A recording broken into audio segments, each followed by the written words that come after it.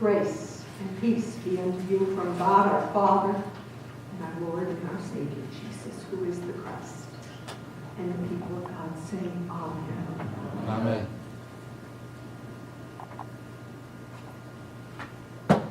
World War I began in 1914 after the assassination of Archduke Franz Ferdinand and lasted until 1918. And during the conflict, Germany, Austria-Hungary, Bulgaria, and the Ottoman Empire, which were called, this group called the Central Powers, fought against Great Britain, France, Russia, Italy, Romania, Japan, and after 2 years of the war, the United States. And they were called the Allied Powers. Now, thanks to new and outstanding military technologies, the horrors of trench warfare, gas, bombing, World War I saw unprecedented levels of carnage and destruction.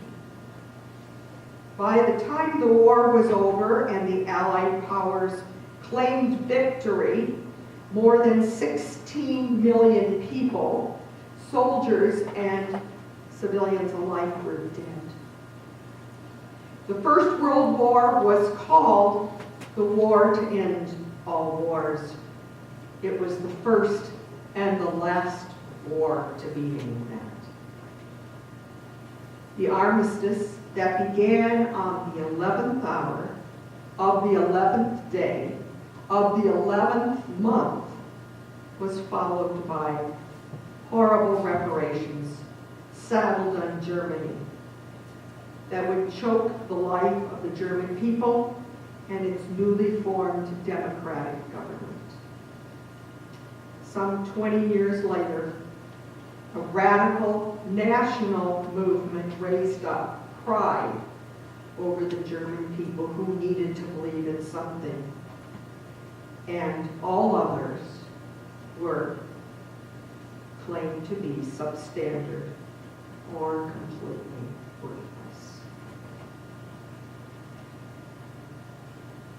This new movement was called a party called the Nazis. And while Armistice Day or Remembrance Day was observed in Western Europe, it was only a day of humiliation for the Germans. As France, England, and the United States were preparing to observe this day of solemn remembrance on November 9th and 10th, 1938, 20 years, Hitler ordered the first organized physical attack on the Jews. And that night, over 250 synagogues were burned, hundreds of Jews killed, shops and homes destroyed. It was called Kristallnacht. Perhaps it's only a coincidence of history, those 20 years. But looking from hindsight, it is an ominous juxtaposition. So this week we observe the end of the war to end all wars and the beginning of the physical war against the Jews. Sigh. In 1954, the day's name in the United States was changed to Veterans Day, a day to remember those who had served and survived, not those currently serving or those who had died. We'd had so many wars by 1954. World War I decimated the male population of Europe, less so in the United States, since we joined the war 2 years after it started. And we did not suffer all those civilian deaths. Therefore, for people throughout the West, this 100th anniversary is significant. Since 1918, millions of American men and women have served our country through military service. Some just prepared, but never had to go to war. Others fighting in the steady stream of wars that have taken place. As much as we hate war, as much as we dream of the day that the lion and the lamb will lie down together, as it is written in Isaiah, nevertheless, we recognize that warfare is necessary in some circumstances, and we recognize their willingness to offer to be ready. And so we give thanks. And for all the maladies and pain and questioning they brought home, we ask God's healing. You know the initials WWJD? Do you know those? What would Jesus do? Perhaps I will ask today, WWWD, what would the widows do? For today we have read the account of two widows in different straits. Both of the widows were poor, even destitute. Both gave and have become the poster child of giving away all, giving till it hurts. But wrongly. The big stewardship sermon should be coming about now, and it's not. But perhaps in a crazy backdoor way it is. Let's talk about the widows. You know, women were not people in that day. They were property. If they did not have a husband or a son, and their financial well-being had to be given to a man to control for them. This was often the scribes. In Jesus' time, those scribes and the other financial managers, like the ones that take care of the present-day athletes and the stars, and hear about lawsuits. Well, they took more money in administration fees than they ought to have. Nothing changes. The widow in the gospel was poor because she had no control of her money, which was being squandered by lawyers. And Jesus sat down from that treasury, and he watched. He spied the widow, and he points her out. Let's remember these things about the widow. Maybe others didn't, but God valued that woman. And when we as people sense scarcity, we often begin to hoard. We hold back.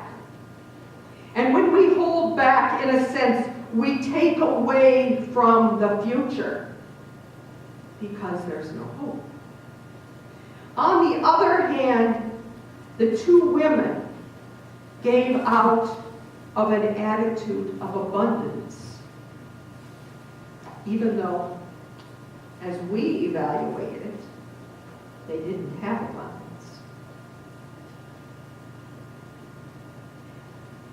Even though they had very little, they still lived open to a future. They sensed the abundance of God's care for them. They had no power in the world, but they had spiritual power because they could see that the glass was indeed half full. As individuals, we know what a difference hope can make. This weekend I heard a soldier explain on the radio, NPR Junkie again, this week, the important parts of training. when you're in boot camp and so forth, and it's POW training. Even under the most horrible of situations, those soldiers were taught to identify little sparks of hope. They might not free those soldiers from the chains or from the physical pain, but they would free them from despair, scarcity. If the hope in God is praised by Jesus, despite the fact that the widows had been cheated and the hope of God would free POW from despair, what hope in God could we apply to our political history? What would the widows do? After World War I, there was recrimination upon the loser. After World War II, we learned something, and there was compassion for the vanquished, the Marshall Plan. And after Korea, Korea is unfinished. And that places a very difficult burden upon people who fought there. The so-called conflict still exists. And the big war I lived through as a teenager, Vietnam, Afghanistan, Iraq, and all those little wars that we try to forget. Do we hold on to that spark of hope that the lion will lie down with the lamb? That even though we have more munitions, 70 times more than combination of all the countries in the world, that we won't have to use them because we will provide an example. And that someday when we will have the war to end all wars, think of all our wars and compare them to the women. They came, they had to come, they gave, they had to give, and all they did was supported by their faith. Their faith defined what they did. And today, Jesus says, go and do likewise. Trust in God, who will not abandon you.